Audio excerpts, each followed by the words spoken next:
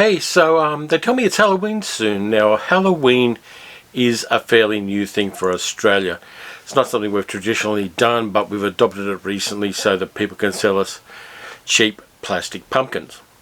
But I thought I would do something for the channel where I give you the 10 creepy movies that I'm going to watch between now and Halloween.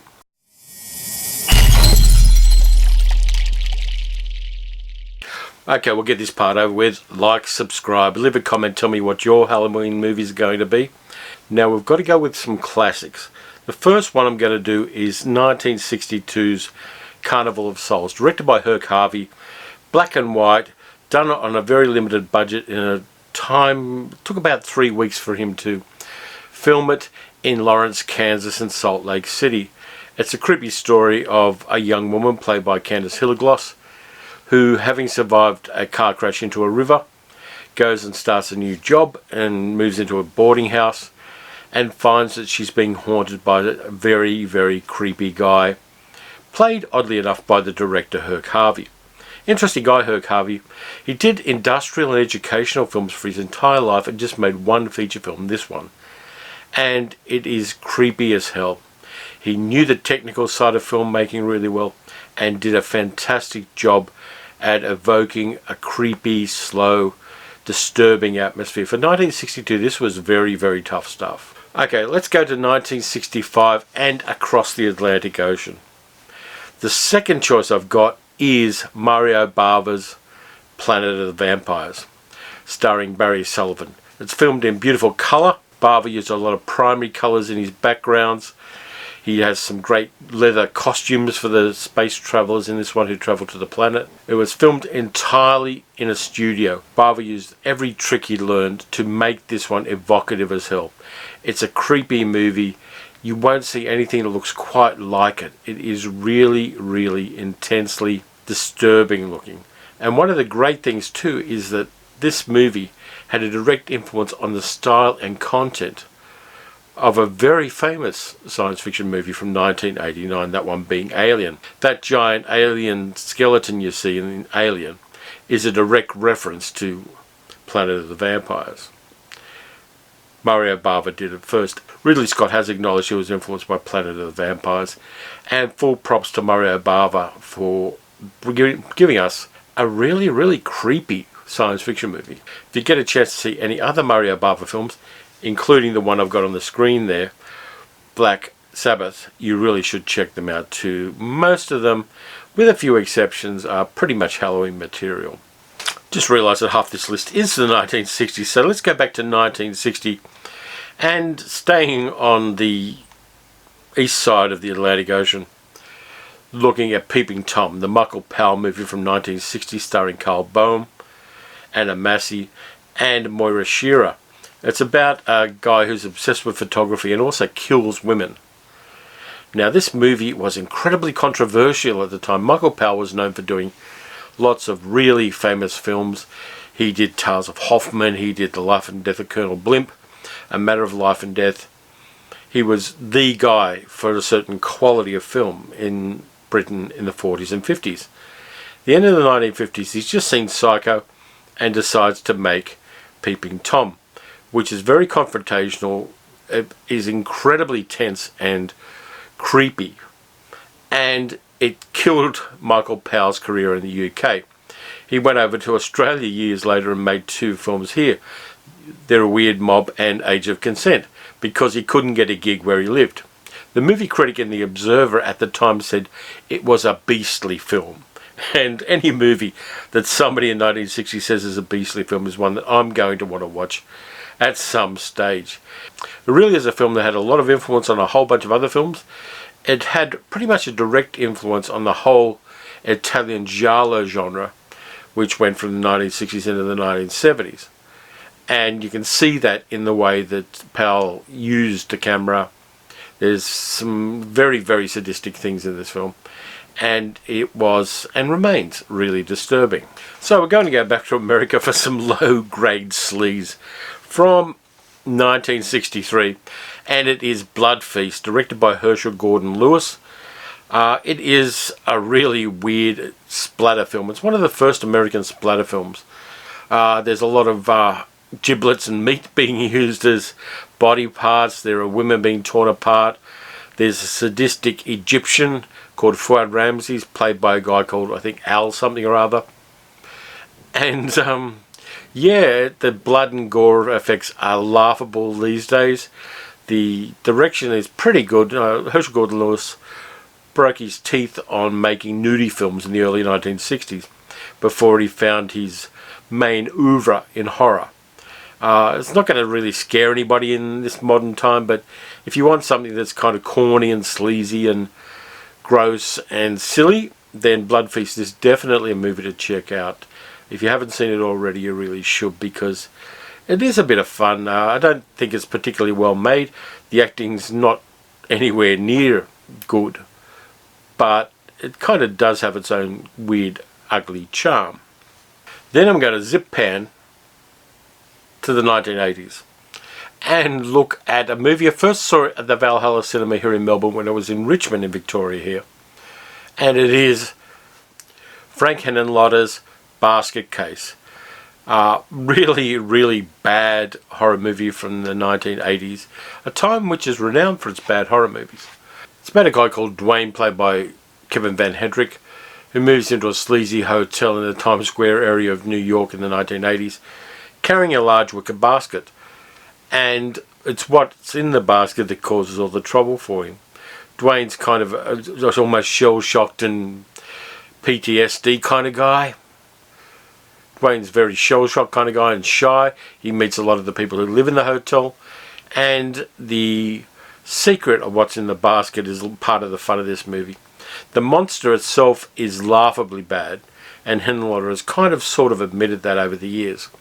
But it kind of works too.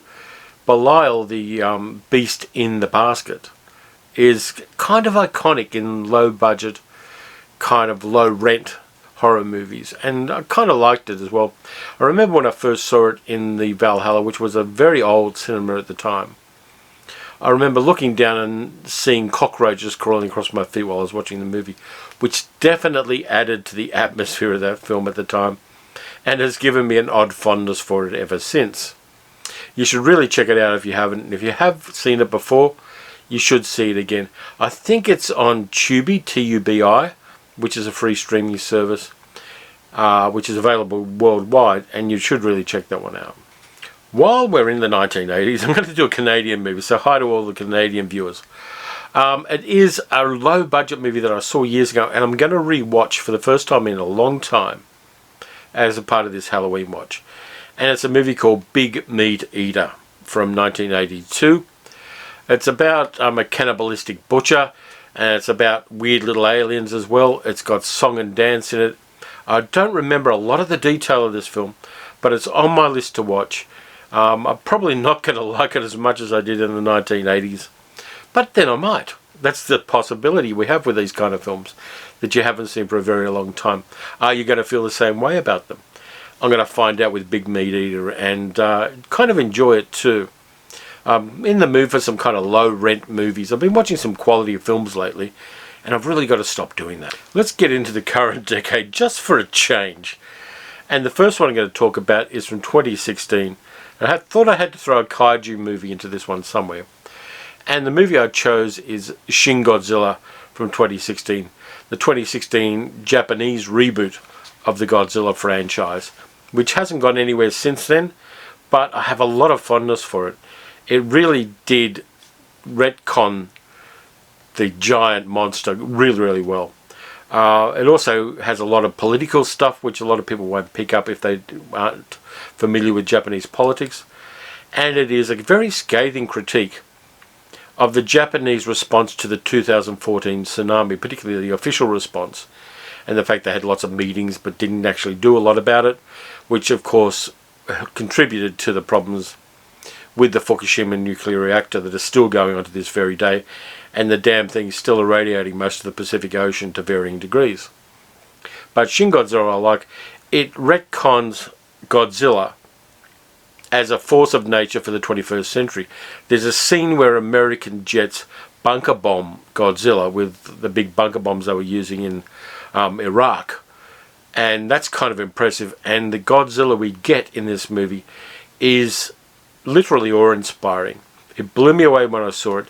And even though I like the Monarch vs. Godzilla movies that the Americans are doing now, Universal Studios is doing, I still have a very fond spot for Shin Godzilla. I'm going to re-watch that as a part of this little 10 movie marathon I'm doing for Halloween. I thought I'd do an Australian one for the second last movie, and it is Wolf Creek from 2005, starring John Jarratt as Mick Taylor, the country guy who has some very peculiar hobbies. It is a really terrifying movie. Greg McLean does a fantastic job directing it. It wasn't liked very much in Australia at the time it came out until it became very popular, and of course it's generated a sequel which I haven't seen yet. But Wolf Creek itself, very confronting, very kind of torture porny horror. I'm not always comfortable with that, but I thought I'd throw one thing in there that disturbed me now that I'm not disturbed by Suspiria anymore. And that movie is going to be Wolf Creek. So I'm going to throw that one into the mix, and I'm going to kind of see whether I still feel the same way about it that I felt in 2005. So for the very last movie in this Halloween 10 movie marathon that I'm going to do is 2012's Cabin in the Woods, directed and co-written by Drew Goddard. It starts out being one kind of movie and becomes something else entirely. And I like that. I like the surprise I got when I first saw it and the twist came about, because it doesn't telegraph itself, but it does really take this to a new level and gives us something we haven't really seen in horror movies before. It really is a one-off, genuine piece of fun cinema. It's got Chris Hemsworth in it as well, which is never a bad thing, and Chris Hemsworth's character helps us understand that sudden flip that the movie does about a third of the way through it. It's not to be taken entirely seriously. Its tongue is very much in its cheek, but The Cabin in the Woods is worthwhile, and if you haven't seen it for a while, or if you haven't seen it at all, I definitely recommend that you do. One eternity later. So I stuffed up, didn't I? I forgot the 10th movie, and it's on me. I had a list there and I didn't do it. The 10th movie is from 1968, and it is a classic in the genre, and it of course is Night of the Living Dead, George A. Romero's movie that totally changed how we see zombies. Before that we had White Zombie and I Walked with a Zombie and The Zombies of Morital, but George did something really unique. He turned zombies from a creepy thing into an existential threat to humanity, with the dead rising all over the world and seeing how people react to it. Did it on a fairly low budget, beautiful black and white. The movie's in the public domain too, so if you can find a copy of it anywhere, you can watch it under any circumstances guilt-free. It really is iconic in the genre, and I love the way it escalates as well. It starts out with that creepy thing at the graveyard and then kind of goes from there very, very quickly. So that is the 10th movie. I'm sorry I got it wrong, but I've just amended it, so on with the show. So that's my list of 10. What I'm going to do is I'm going to play the credits for the YouTube video as well, to honor the people who support the channel via Patreon. Then I'm going to give you 3 runners-up. So you have to sit through the credits, and I'm going to give you a post-credit sequence of the 3 other movies I suggest you watch for a Halloween marathon.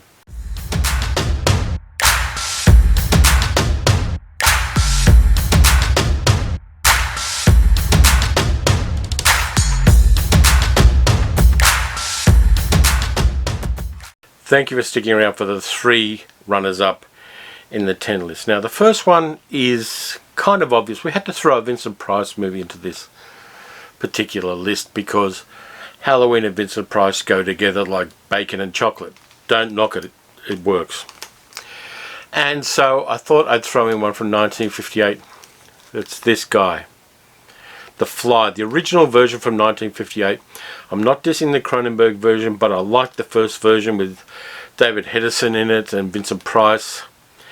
it just works. There was nothing quite like it beforehand, and sometimes it's good fun to go back to original sources. So that's my first recommendation, The Fly, 1958.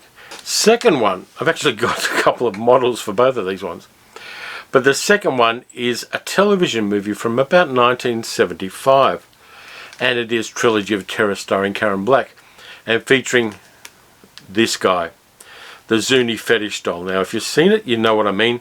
If you haven't, it's going to creep you the fuck out. It's a beautiful, tight piece of filmmaking. There are 3 short stories in the movie, and they were all written by the master, Richard Matheson.